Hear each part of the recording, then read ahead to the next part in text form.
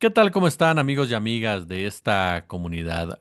Sin duda alguna, las declaraciones de Donald Trump han generado todo tipo de comentarios, temores, burlas en algunos casos y debates. ¿Por qué Canadá? ¿Por qué Canadá convertirse en el estado número 51? ¿Por qué cambiarle el nombre al Golfo de México? Pero sobre todo, ¿por qué Groenlandia? ¿Por qué hablar abiertamente de que no descarta la participación militar para quedarse con Groenlandia? ¿Por qué asegurar que Groenlandia es parte fundamental de su seguridad nacional?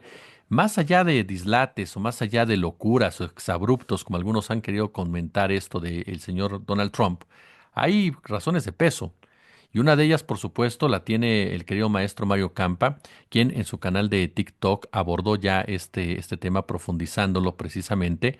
Este canal de TikTok muy recomendable, @Mario Campa, si lo encuentran, por supuesto. Y vamos a platicar este tema. Querido Mario, ¿cómo estás? Hola Jesús, un gusto estar con ustedes hoy para hablar de este tema calientito que es el de Groenlandia y el impulso expansionista de Donald Trump, ¿no? Oye, y pues yo de entrada te preguntaría directo, querido, ¿por qué es tan importante Groenlandia? O sea, ¿por qué Groenlandia está en la mesa del debate en este momento y por qué Estados Unidos dice es cuestión de seguridad nacional? Sí, mira, claro que por supuesto cuando tratamos este tema estamos haciendo hipótesis, ¿no? Porque Claro. Donald Trump evidentemente no nos va a dar su juego, sus cartas abiertas en bandeja de plata, ¿no? Muchas veces pues los políticos tienen juegos que se van adelantando a ciertas otras movidas en el futuro y es nuestro labor intentar leerlas y para eso podemos entrar al terreno de lo especulativo y plantear hipótesis, ¿no? Que es lo que yo estoy haciendo. Ahora, lo que es un hecho es que Groenlandia, la información que te voy a dar, Jesús, esa es verificable y Groenlandia sí tiene una importancia económica y militar. A esos dos aspectos lo reduzco, ¿no? Más allá de considerar, hay quien tiene, por ejemplo, hipótesis de que es solamente un capricho de Donald Trump y es un distractor para mandar, digamos, los temas domésticos a segundo plano y que los internacionales, sin que provoquen una guerra o incluso porque no puede parar la guerra en Ucrania, es lo que, insisto, dicen algunos, entonces está trayendo esto, ¿no? En mi punto de vista, esas hipótesis, pues no son válidas, ¿no? Yo creo que Donald Trump no actúa impulsivamente, en muchos aspectos sí, en este no creo. Yo creo que el tema de Groenlandia, ojo, lo planteó en su primera administración, ya hablaba de él. Y si nos vamos al pasado, y aquí ya entro en lo militar y lo económico, Groenlandia es, bueno, para quienes no tengan mucho contexto, Groenlandia es la isla más grande del mundo. Muchos pues consideran a Australia masa continental, entonces se excluye de la clasificación de isla. Groenlandia tiene aproximadamente 57.000 habitantes. Son grupos étnicos, sí, hay gente que dice que son blancos, pero bueno, no son europeos, no son partes, digamos, es un territorio autónomo de Dinamarca, esto es muy relevante. Pero no son, digamos, escandinavos tradicionales ni viven, digamos, en la opulencia. De hecho, el 50% del presupuesto público de Groenlandia lo ponen los daneses, ¿no? Hay ahí incluso un subsidio importante. El 90% de la economía de Groenlandia depende de la pesca. No quiero decir que es un país totalmente atrasado, porque a pesar de que sí tiene algunas limitaciones y carencias, pues sigue dependiendo de Dinamarca y Dinamarca es uno de los países más ricos en términos per cápita, ¿no? Considerando que sigue siendo un país chico, Dinamarca. Está ubicado pues en un área estratégica muy cercano al norte, al noreste de Canadá.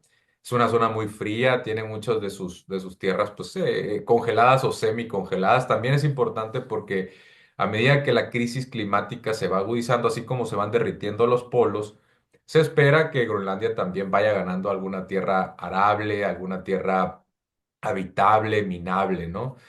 Y bueno, también hay reportes del Servicio Geológico estadounidense que tiene sus limitantes de servicio, podemos ahondar en eso, pero que indican que tiene petróleo, que tiene gas y además sabemos por el convenio, la Unión Europea ha salido a todo el mundo desesperadamente intentando conseguir los minerales críticos para baterías, para chips, ¿no? Y eso implica litio, cobalto, níquel, cobre. tierras raras. Las tierras raras son muy importantes para los semiconductores. Y ustedes me dirán, bueno, pues no creo que sea tan, lo pueden comprar en el resto del mundo, ¿no? No, cuando se viene una guerra, para empezar, se secan esas fuentes, ¿no? El abastecimiento de las materias primas cuando viene una guerra, supongamos que el Reino Unido, perdón, que Europa tuviera que comprar materia prima a Rusia y entra en conflicto con Rusia, pues tú crees que le va a seguir vendiendo en una Claro. guerra Rusia insumos, pues no, los deja de suministrar. Yo en alguna publicación en Twitter decía, aprendamos de la lección histórica. Los nazis cuando van e invaden la URSS, tiene mucho que ver con una lógica de que se le estaba secando la fuente de proteínas, la alimentación. Hay que recordar que empezaron a racionar muy fuerte el alimento, incluso dentro de la población alemana. Que eso para Hitler era muy costoso porque él prometía que los alemanes iban a comer mejor, iban a ganar en, no utilizar esa palabra, pero en bienestar. Y entonces va a Ucrania, en la Operación Barbarroja su primer objetivo fue ganar Ucrania, que desde siempre ha sido una tierra muy rica y produce mucho maíz, mucho trigo, y eso empezó a surtir de alimento a Alemania como potencia en ese momento bélica, y después empiezan a tratar de ir por el petróleo. Hay que recordar que Alemania nunca ha tenido petróleo, y entonces empiezan a poner sus objetivos en la URSS porque tenían tanques, tenían aviones y todo eso necesitaba muchísimo petróleo y no tenían petróleo. ¿Qué es lo que trataron de hacer en algún momento los nazis? Crear un combustible no basado en petróleo y les funcionó más o menos mal y eso fue un gran motivo de por qué perdieron la guerra, no tener acceso a más petróleo, a más granos, a más acero. El acero también era muy importante. Una guerra se gana con muchos insumos. Y Europa no los tiene. Europa cuando, incluso ahorita en estos momentos, cuando trata de, y ahorita van a entender por qué estoy planteando estos temas, cuando Europa trata de abrir una nueva mina, se lleva muchísimos problemas. Gran parte de la población no quiere nuevas minas, además de que no tiene reservas muy atractivas. Ucrania es de los pocos países dentro de la órbita europea que tiene disponibilidad de minerales y metales de acuerdo a sus necesidades. No es de ninguna manera soberano en términos de materias primas, tiene que salir a comprarlo al resto del mundo. Y entonces ha salido a firmar convenios con alrededor de 14, 15 países para comprarle sus minerales. En América es con Argentina y con Chile, el tema del litio, ¿no? Y ha ido con países en África, con Australia y con Groenlandia, porque Groenlandia, insisto, al depender de Dinamarca y Dinamarca estar en este red de alianzas de la Unión Europea, como país escandinavo, nórdico, pues entonces consideran que hacia futuro, claro, porque mucha gente dice, "Ah, ahorita no produce nada Groenlandia, hay mucha actividad de exploración. Entonces se considera que hacia futuro podría ser un importante abastecedor de aquellos minerales críticos que necesita Europa para restar su dependencia del resto del mundo, llámese Rusia, llámese China, llámese Estados Unidos.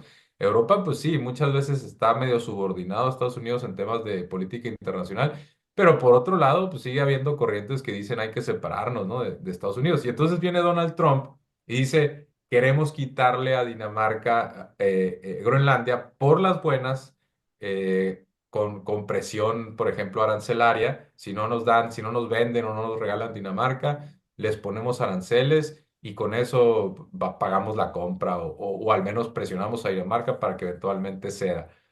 O por las malas, no quiso descartar la opción de una intervención militar. Y yo sé que mucha gente dice, bueno, pero es que es Donald Trump y exagera y deja estas ideas plantadas, pero en realidad nomás está negociando. Es cierto, es una posibilidad que esté negociando. Por ejemplo, yo mismo plantearía una hipótesis de que podría estar trayendo este tema porque quiere obligar a Europa y a Dinamarca, y a Noruega, y a quien tú quieras, a que aporten más a la OTAN, ¿no? Que Mm. pongan las cuotas que tanto ha reclamado Donald Trump que solo pone Estados Unidos. Y a lo mejor es parte de esa negociación, no lo podemos descartar, pero yo creo que va más allá de eso, porque además de, insisto, del petróleo, del gas y de reservas posibles en litio, en cobalto, níquel, cobre, tierras raras, Groenlandia también está geográficamente en una zona que conecta, digamos, a Europa, quizá la Europa no continental, Reino Unido, Islandia, con Canadá, y a su vez por ahí está ya el Círculo Ártico, que sabemos que Rusia, China siempre han tenido interés, y sí hubo actividad de exploración de litio y otros temas de algunas empresas chinas interesadas en Groenlandia. Y entonces, por ejemplo, en la Segunda Guerra Mundial, Jesús, Estados Unidos, bueno, Dinamarca fue invadida por los nazis y ahí Estados Unidos aprovechó y utilizó a Groenlandia como base militar. Tenía 13 bases militares y tenía 4 bases navales. Es geográficamente importante. Entonces, yo creo que toda esta confluencia de factores hacen que sí tengamos que tomar en serio a Donald Trump. Yo no creo que eso, en la teoría esa del distractor o en la teoría de que Donald Trump simplemente está creando controversias para habilitar a Biden. Yo creo que tiene un interés genuino y mandó a su hijo a visitar, armó un evento, ya se le está acusando de corrupción porque los invitó a una gran cena, le regaló pues estos sombreritos de maga y se habla pues de que ya les está dando dinero y ya está negociando para que esa gente, yo creo que Donald Trump y Estados Unidos no es tan tonto, yo creo que antes que utilizar la fuerza militar, llamarían a un referéndum y buscarían comprar a esos 57,000 habitantes para que votaran o una independencia, como lo hicieron en algún momento con Texas antes de anexarlo a Estados Unidos, o ya de plano, pues que elijan entre Estados Unidos la independencia y Dinamarca, ¿no? Y pues ahí sería, yo creo, un terreno pues donde muy fácilmente podrían ganarlo, ¿no? Y este punto, por ejemplo, al final todo se basa en los recursos naturales, sobre todo en un momento dado en donde viene más que cantada este enfrentamiento, por lo menos comercial abierto con China, y como bien dices, con estas diferencias que existen, aun y cuando él tenga una buena relación personal con Vladimir Putin, con estas diferencias naturales que hay con Rusia, cuando hablamos de tres nacionalismos, quienes van a ver por sus propios intereses, ¿no?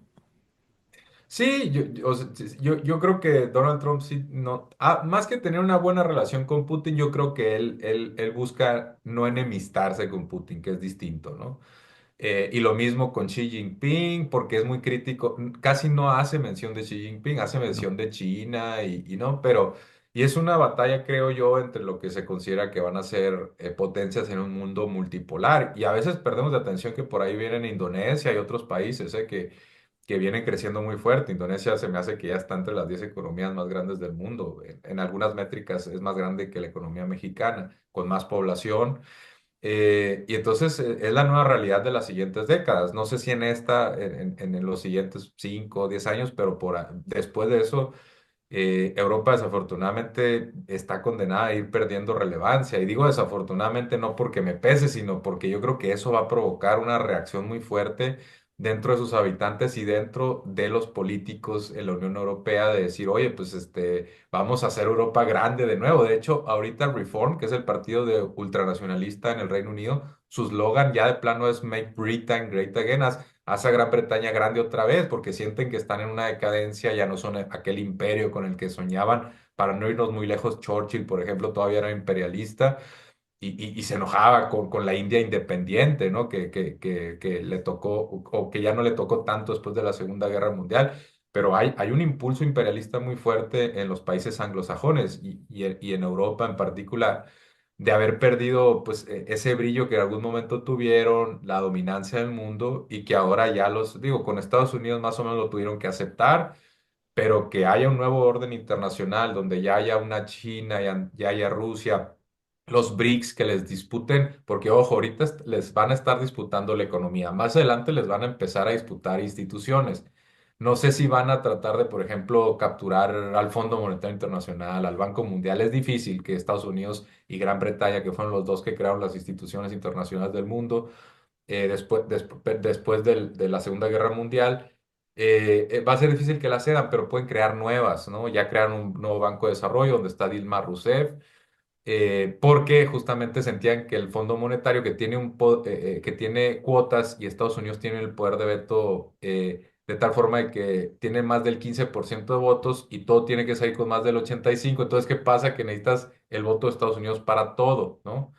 En ese fondo internacional donde Keynes, Gran Bretaña tuvieron mucho que decir junto a Estados Unidos después de la Segunda Guerra Mundial. Entonces, ese orden establecido, y es una reflexión, perdón, que es un poquito más extensa que lo que estamos viendo ahorita de Donald Trump, Yo creo que están mucho en disputa, ¿no? Es un terreno de disputa muy importante y las potencias, yo creo que vamos a ver cómo lidian con ese aspecto en las siguientes décadas, pero yo creo que Donald Trump, parte de su discurso de Make America Great Again, tiene que ver con que la hegemonía en política exterior permanezca y cualquier amenaza o cualquier oportunidad que él crea que pueda tener, incluyendo el Canal de Panamá.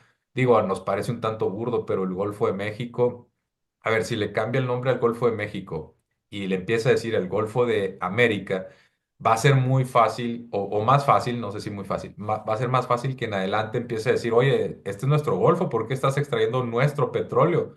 Cuando haya un conflicto entre Pemex y una petrolera, pues ¿a quién crees que le van a dar la razón si ellos consideran que sus aguas, que las aguas internacionales son americanas, o sea, estadounidenses, ¿no?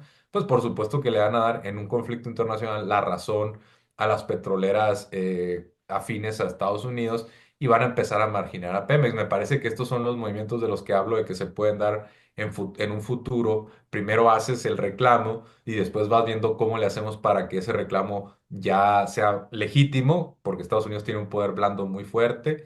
Y después hacemos ya a través de lo legal, de la fuerza o de lo que tú quieras, nos hacemos de ese reclamo, ¿no? Entonces, para mí que no hay que tomarlo tan a la ligera, por supuesto tampoco hay que dejarlo ahí, habrá estilos distintos, Claudia Sheinbaum ironizó, a mí me parece que se ganó bien la prensa internacional con esa respuesta, pero no sé, hay críticas, por ejemplo, a si conviene tomárselo con tanta ligereza, o incluso otras críticas que dicen por qué le estás contestando si todavía ni siquiera entra al poder, ¿no? Entonces hay distintas formas de lidiar con Trump.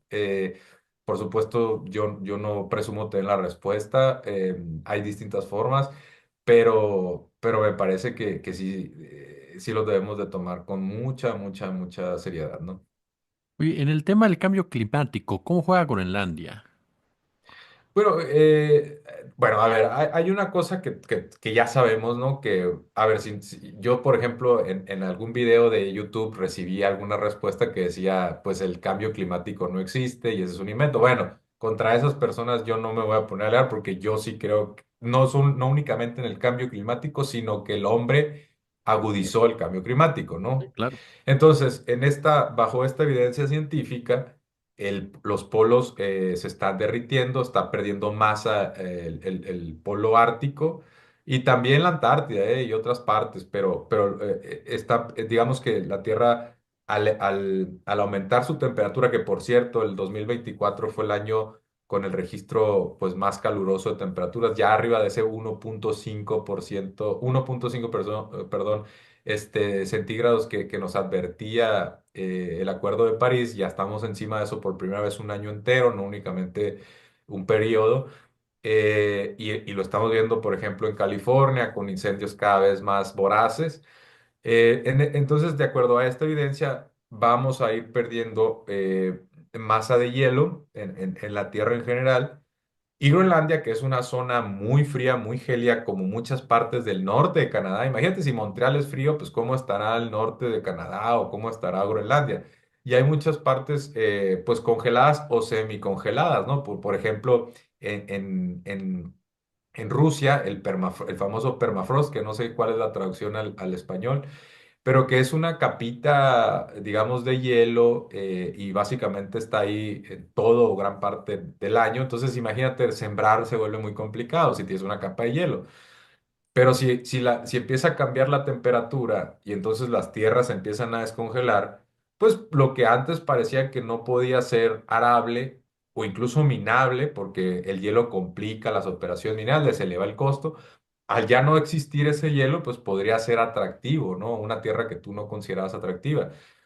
Y independientemente de si esto es cierto o no, o parcialmente cierto, porque tampoco es que Groenlandia esté totalmente congelada y no se va a ver de un año a otro, pero yo sí creo que Donald Trump y los republicanos, en parte de su cálculo es, bueno, si hay cambio climático, independientemente si es causado por el hombre o no, bajo su lógica, vamos a ir ganando tierras con Groenlandia y lo que ahorita parece pues una tierra que nadie usa y que está totalmente desperdiciada, después se va a volver una Canadá o un Estados Unidos. Entonces, y además es grandísimo, ¿no? Es un área muy grande. Entonces yo creo que sí, el cambio climático elevaría el atractivo en 50 años si te gusta de Groenlandia o 30. Y pues Donald Trump, con esta lógica de que es un genio de la negociación y un gran empresario, pues quiere comprar barato, ¿no? En estos momentos. Comprar, estamos asumiendo que va a pagar algo, a lo mejor y simplemente lo arrebata, ¿no? Claro. Mi querido Mario Campa, de verdad siempre es un placer escucharte y aprender de ti. ¿En dónde te encuentra la gente, tus redes en general, YouTube, TikTok? ¿En dónde te encuentra? Sí, Jesús, de esto estuve hablando en mi TikTok, que es @Mario-Campa. También en YouTube es exactamente la misma dirección. Son dos plataformas que creé, ojo, con la intención explícita de depender cada vez menos de X antes Twitter, porque Elon Musk está cada vez más radicalizado y porque esa plataforma, a mi entender, ha ido perdiendo pues calidad, mi alcance, por ejemplo, para no irnos muy lejos en mi experiencia, disminuyó al empezar a hablar de cuestiones palestinas, me quitaron en algún momento la monetización. Entonces, para mí esto ya se ha vuelto pues algo un poco personal y dije, ¿por qué voy a seguir concentrado en X? Y entonces creé el canal de YouTube, de TikTok, y bueno, Blue Sky también, ahí ya estamos. Y bueno, ahí me pueden encontrar, ¿no? Muchas gracias, querido Mario. Gracias, Jesús. Buen día.